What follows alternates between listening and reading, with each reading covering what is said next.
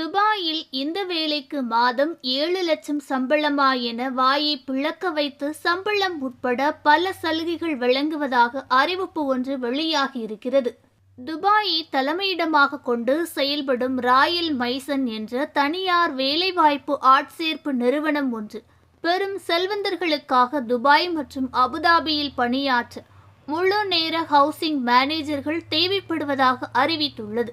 இதில் சுவாரஸ்யம் என்னவென்றால், இந்த வேலைக்கு மாதம் 30,000 திர்ஹாம் சம்பளம் வழங்கப்படுவதாகவும் இந்திய மதிப்பில் சுமார் 7 லட்சம் ஆகும்.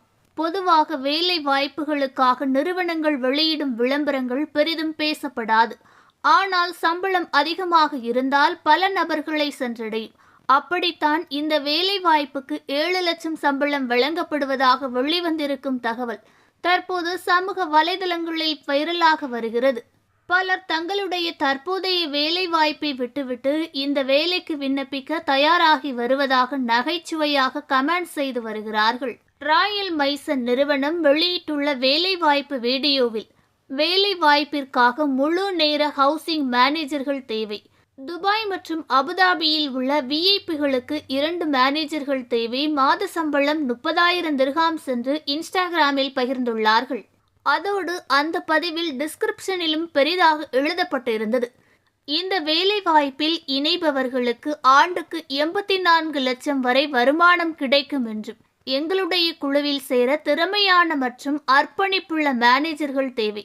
இந்த வேலைக்கு மாத சம்பளமானது 30,000 திர்ஹாம்ஸ் வழங்கப்படும். தொழில் துறையில் சிறந்த திறமையான நபர்களை வேலைக்கு சேர்ப்பதில் நாங்கள் உறுதியாக இருக்கிறோம் என்று அந்த பதிவில் குறிப்பிட்டிருந்தது.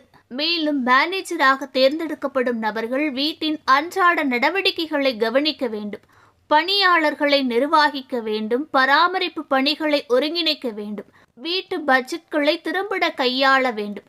விண்ணப்பதாரர்கள் சிறந்த நிர்வாகத்திறன், கூர்ந்து கவனிக்கும் திறன், பல பணிகளை முன்னுரிமை அளித்து நிர்வகிக்கும் திறன் போன்றவற்றை கொண்டிருக்க வேண்டும் என அந்த பதிவில் கூறப்பட்டிருந்தது.